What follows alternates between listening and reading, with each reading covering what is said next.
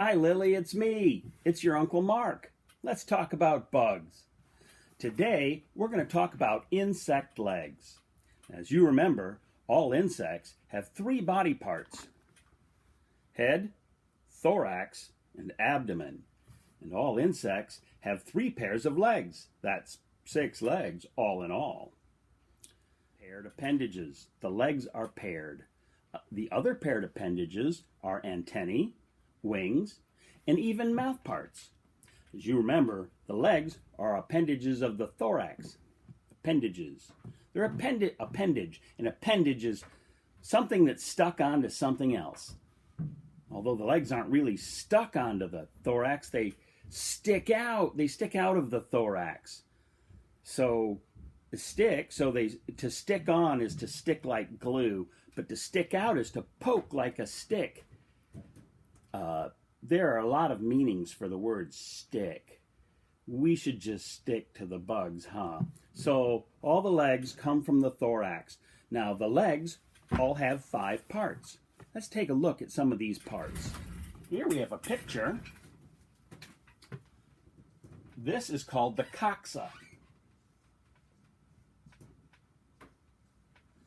It's a leg base. It's just usually a big chunky piece. Sometimes it looks like it's part of the thorax because it's so closely held on. Other times it sticks out quite nicely. The second piece is called the trochanter.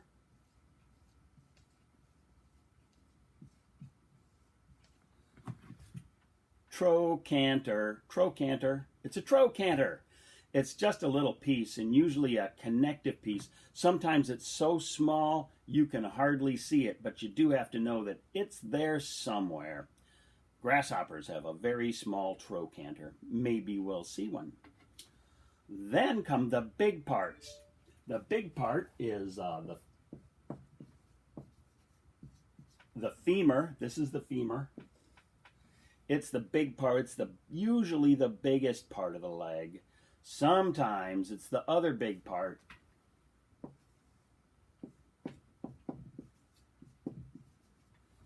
That's called a tibia. Did you know that the bones in your leg, you have one bone called the femur that's in your thigh, and another bone in your leg called a tibia. And that's where your shins are. And then, of course, the last piece of the insect leg is called the tarsus.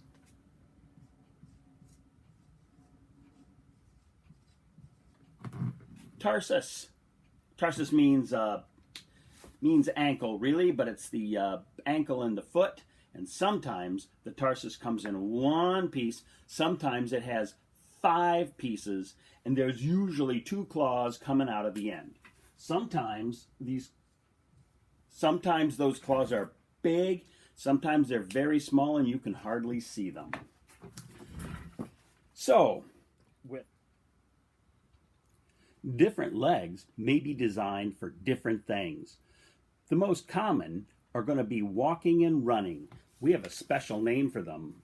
Those are called cursorial, like a cursor.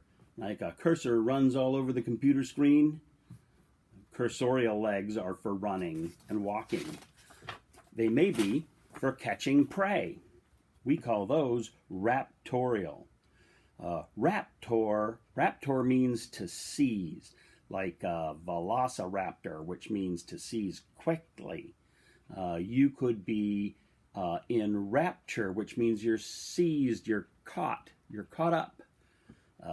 So it generally means to snatch quickly or to grab with force. Raptorial legs are for grabbing prey. Also, there's digging.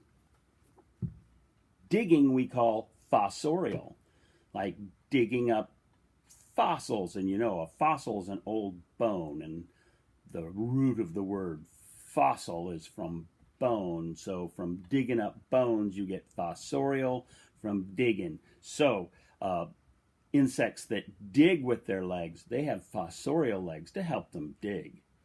Other insects may have swimming legs, and we call those natatorial. Natatorial legs are for swimming. You may know The Italian word for swimming is nuotare. Same root. And if you go to an indoor pool, they call that a natatorium for swimming. So natatorial legs are made for swimming. We'll see those a little bit later. Another kind of leg insects might have are jumping legs, and we call those saltatorial. Salta means to leap or to jump, and so saltatorial legs are for jumping. So, all these different legs have different purposes. Let's take a look at some insects that have those kinds of legs. This is a cockroach. It has running or walking legs. These are cursorial. Keep it moving around. And you can see this animal's really flat. And so that helps it get under things where it likes to hide, but it needs to be able to crawl around, and that's what its legs are for. Now here's a praying mantis, and these are the raptorial legs. See, they're for seizing. Look at the spikes. Do you see them? That's amazing. Look at those spikes. So you get caught in there, you're not coming out. Oh, and look at this. Here we've got a leg. This is the coxa, the leg base. The trochanter, which is the little piece in between. There's a big long femur. And this is the tibia, but it's bent, it's all broken. And here's the tarsus.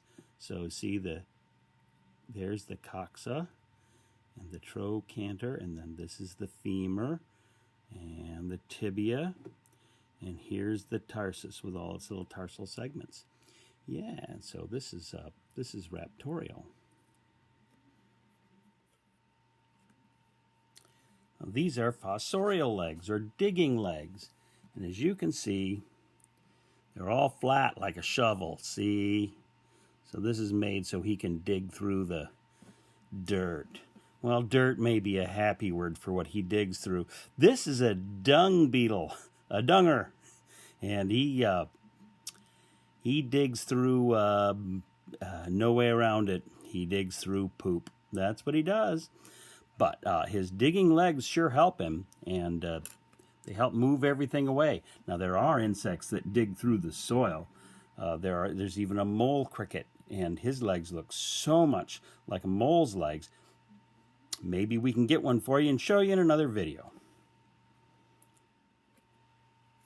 This is a diving beetle, and this beetle lives in the water. So you'll see it swimming around with the fishes, and see all the hairs on this leg is like a paddle. So they swing these around like oars. Where's the little claws? You can't see them.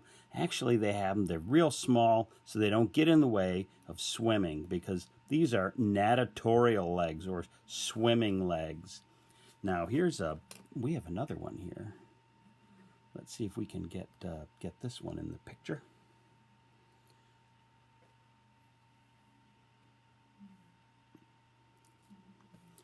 This is a giant water bug. That's what they call it anyway. And as you can see, I say that a lot, don't I? As you can see, I don't know if you can see it or not, but these are natatorial legs. They're for swimming. And this thing swims around, and it can even eat fishes. And look at these legs. These are raptorial. So natatorial legs, raptorial legs. Now, when you look at praying mantises, they have cursorial legs, walking legs. This one swims with two pairs of legs and then catches his prey with the other. Finally, we get to jumping legs, saltatorial legs. There's a grasshopper, and look at these legs. Look how big and beefy they are. Now, I wonder if we can zoom in. This may not be so easy. Come on, buddy. Here we go. Can we see this? Yeah, there we go. You can see that, can't you? And you can tell that there's a coxa, and there's the coxa. Oh dear, right there. Trochanter, little bitty thing, and this is the femur and the tibia, and then the tarsus.